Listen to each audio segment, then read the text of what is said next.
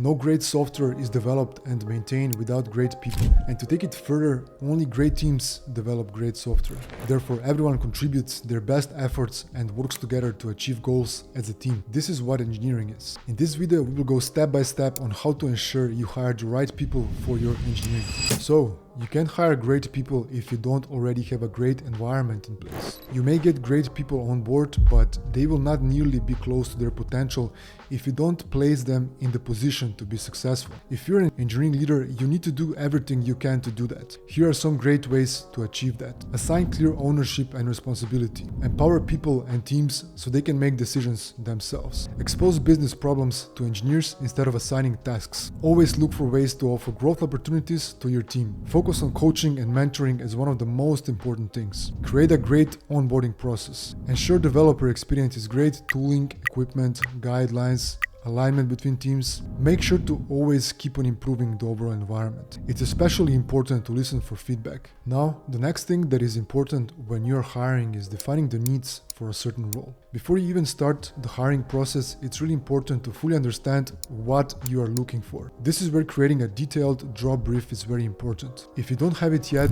you can use my Notion template. This is exactly the template that I use for hiring great engineers. And you can get it by becoming a paid subscriber to my engineering leadership newsletter. Link to the newsletter is in the description. It's very important to fill in all of the details, including the business need for the role. That's crucial because you don't want to fill in the role just for the sake of filling it. If it makes sense for the business, it makes sense for you as well. Now that we have a great environment and we fully understand what needs we have for a certain role, it's important to understand what traits to focus on. During my career, I had the pleasure to interview more than 300 engineers. Throughout my experience, I came across an important finding that always stood out with engineers that were successful in the role after they joined the team. They were all great engineers, but what made them great was not just their technical expertise, but their soft skills. When I'm interviewing a new engineer, I value soft skills more than actual technical expertise. Unless I'm hiring for a strict expert in a particular technology, I normally look for engineers that can reasonably articulate things and can demonstrate drive, motivation for learning, as well as being a good team player.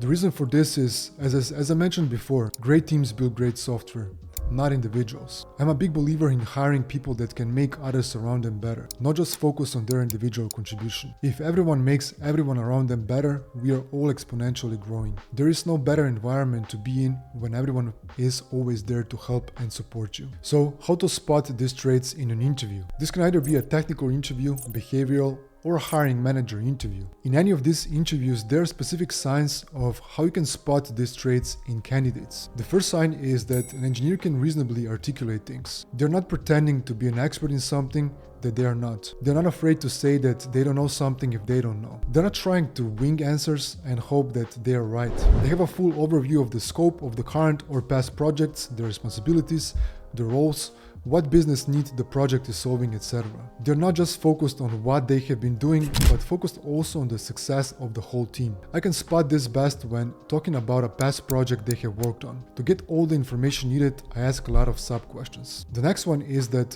they demonstrate motivation and drive for learning. The question I like to ask is, what new have you learned in the past 6 months? I like to look at the way the candidate is answering and also observe their non-verbal communication. If they sound very excited, they provide details, they're smiling, or they use their hands a lot when answering. These are all signs that they love what they're doing, and learning new things is something they like to do. And the last and not least, they're a team player. Again, both verbal and non-verbal communication are very important here. When the candidate is speaking about helping others, onboarding, focusing on team goals, sharing knowledge, etc., I mainly look for excitement. If the way they speak about it reminds you of, I didn't want to help others, but I needed to, it's probably not the right fit. Also, it's important that the candidate provides examples of how they contributed to the success of a project, not only provide examples of their work. This can be asked as a standalone question or when talking about a specific project they were a part of in the past. I'm curious to hear about your thoughts on what should teams look for in new engineers. Make sure to share them in the comments. To learn more, you can subscribe to my newsletter. It's called Engineering Leadership, where I share similar tips and advice on how to be a great engineering leader. There are more than 100,000 people already reading it, and I publish 2 new articles